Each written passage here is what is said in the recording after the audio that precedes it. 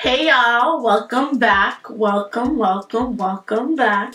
If you're joining us for the first time, I'm Coco, and this is our weekly reunion. It's friends like family, so make sure you hit that subscribe button so you can join the family.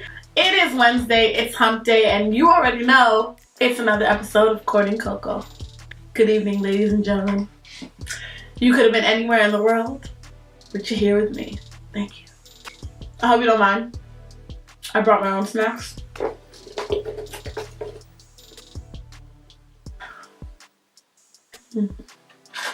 So in addition to being a writer, blogger, MC, consultant, and public speaker, little known fact, but I'm also a professional wingman. Now, most people don't realize it. There are roles and responsibilities of the wingman and of the party the services are being rendered to. As a professional wingman or wingwoman, I do feel that it is my duty to advocate for wingman's rights, because wingman lives matter, and we're tired of being overlooked and treated unfairly. Having a good wingman or wingwoman is the difference between the potential to take a relationship to the next step and realizing that the person that you're on a date with clearly makes bad decisions and hangs around with crappy people. A really good date and a really crappy date. It's essential that you make the right decision and you pick a wingman or wingwoman that can properly fulfill the duties assigned to them. Now, as a wingman or wingwoman, your job is to entertain. You are there to entertain and engage the friend of the opposite party. If your girl, your homegirl, or your homeboy tells you that they're interested in a person and that person has invited a friend to come with them, then your job is to be on that friend. You gotta think about it this way. You're a part of a basketball team. You're playing offense. Your man has the ball. They have the ball in their hands. That other person that you got invited to entertain, they're playing defense. Your job is to block all of their defensive attempts. So you are there to isolate. Now, the person that your friend is seeing probably doesn't want to leave their homeboy or homegirl alone, which means they're probably less likely to engage in conversation with your friend. As a wingman or a wingwoman, you gotta make sure that does not happen by any means, really. Within reason. I don't want anybody doing anything illegal or anything questionable. As a wingman or wingwoman, even if you're not interested in the extra friend, your job is to go over with your friend and entertain so that the target can be isolated. This sounds a lot creepier now that I'm saying it out loud. As a wingman, there are some L's that you're gonna have to take. For example, you might get stuck with a less attractive friend. You might. But remember, your duties as a wingman or wingwoman only require you to clock in and clock out. Doesn't say you have to come back the next day, the next month, the next week, or the next year. You're only there to fulfill your task for the hours clearly outlined in the agreement. Which means if we're going to this party at 4:30, I'm clocking out and you're on your own. You may also be left alone with this extra friend. Now, sometimes you click and all is good.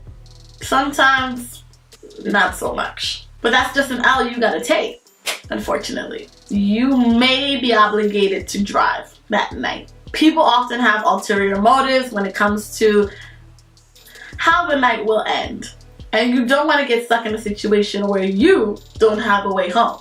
So it's always best to make sure that you are in control of the transportation, meaning that you've either got a budget for the Uber or you drive. Okay? But as I said before, I'm here to advocate on behalf of wingmen and wingwomen everywhere. And I just want you guys to know that you have rights.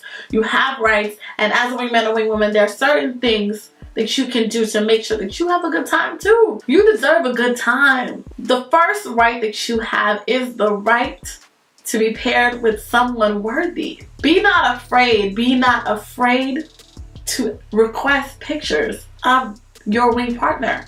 Now, in order for this to work, your friend's date must be willing to be down for the cause. They must be willing to offer up their best wingmen or wingwomen and let you take your pick. I mean, I recently had an experience where I got to flex my wingwoman muscles, and luckily my friend's date was down for the cause and he let me review my options and I got to pick. And wingman, wingwoman situations definitely have the potential to turn into dates themselves. So you want to make sure you pick somebody that is good looking to your standards, but also has a great personality. Wingmen and wingwomen are required to be conversationalists. If you are not a conversationalist, you do not have the requirements. You're not qualified to perform these tasks.